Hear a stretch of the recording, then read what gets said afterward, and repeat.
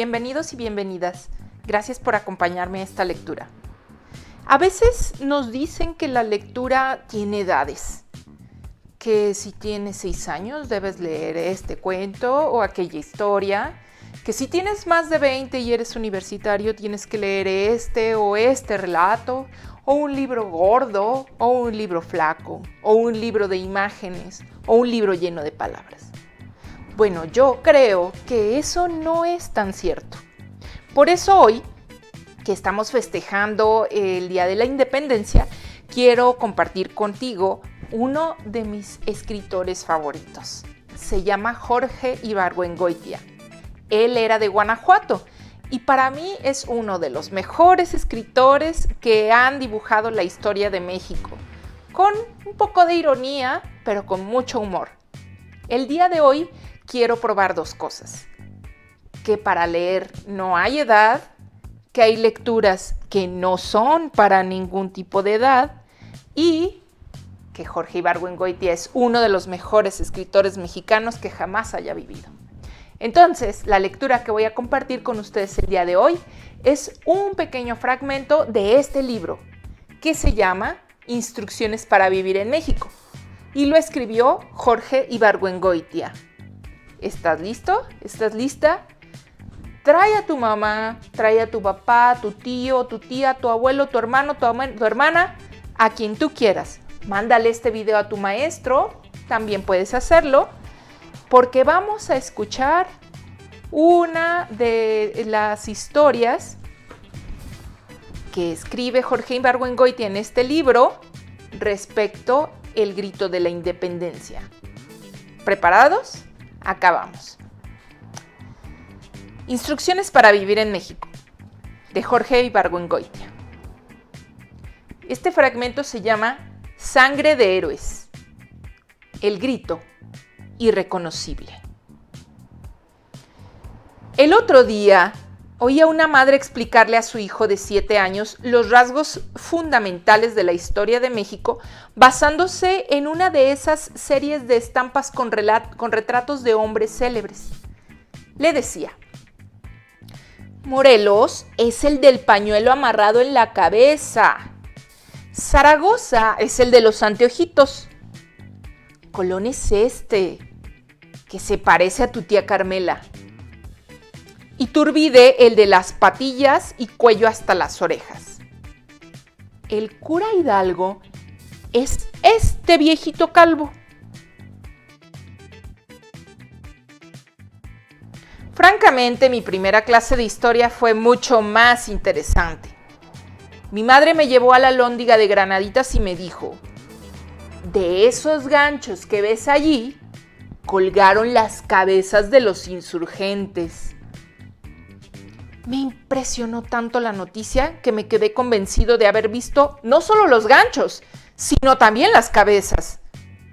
Al grado de que años después que regresé a Guanajuato, me quedé asombrado de no encontrarlas.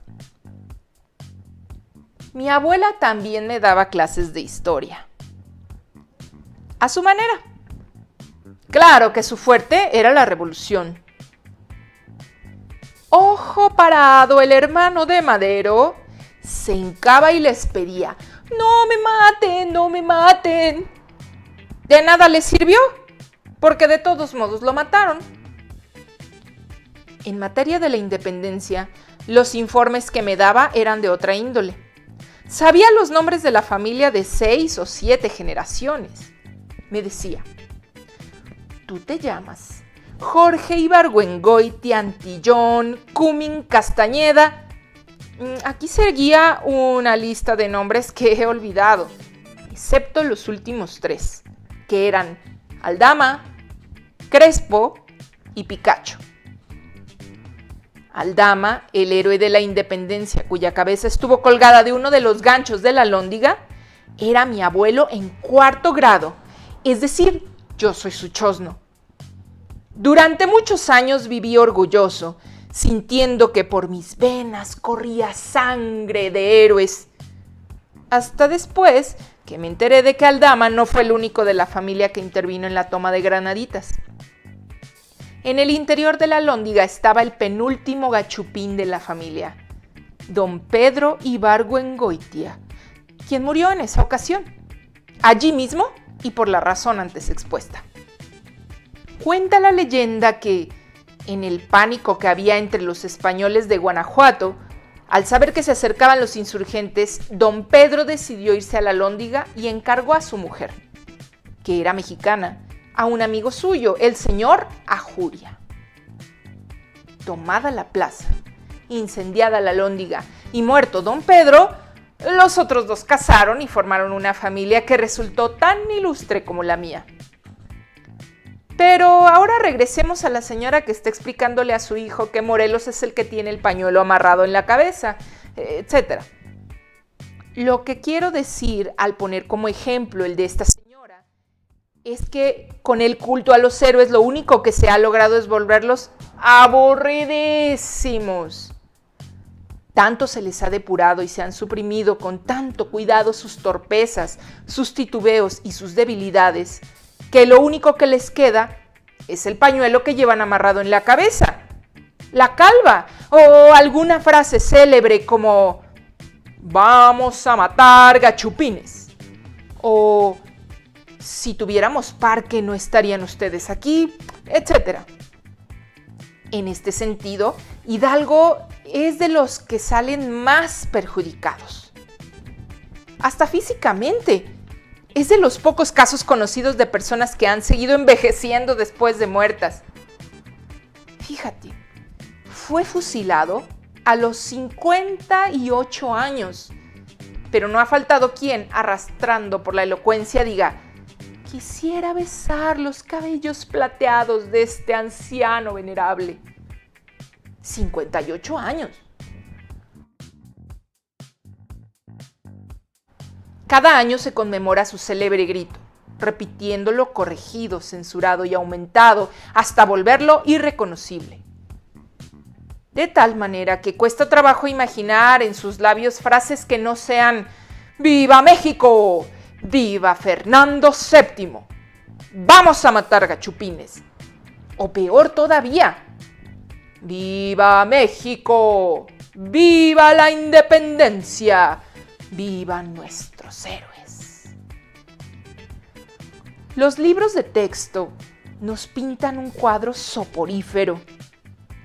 Un anciano sembrando moras, cultivando gusanos de seda, probando uvas, agrias probablemente, defendiendo a los indios de los abusos de los hacendados con frases como "en nombre de Dios, deteneos.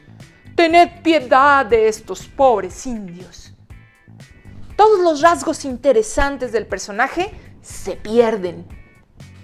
Por ejemplo, su viaje a Guanajuato para pedirle al intendente Riaño el tomo de la C de su enciclopedia. Podemos imaginarlos abriendo este libraco en la anotación que dice "cañones, su fabricación". También podemos imaginarlo durante el sitio de Granaditas llamando a un minero. "A ver, muchacho, ¿cómo te llamas?". "Me dicen el Pípila, señor". "Pues bien, Pípila, mira, toma esta piedra, póntela en la cabeza, coge esa tea, vete a esa puerta y préndele fuego". Es un personaje más interesante, ¿verdad? Sobre todo, si tenemos en cuenta que el otro le obedeció. Hasta ahí esa pequeña lectura de un fragmento muy cortito de instrucciones para vivir en México. Si tú tienes 6 años, 10 años, 15 años, 58 años, 76 años, no importa. Yo te recomiendo que leas a Jorge Ibargüengoitia. Hasta la próxima lectura.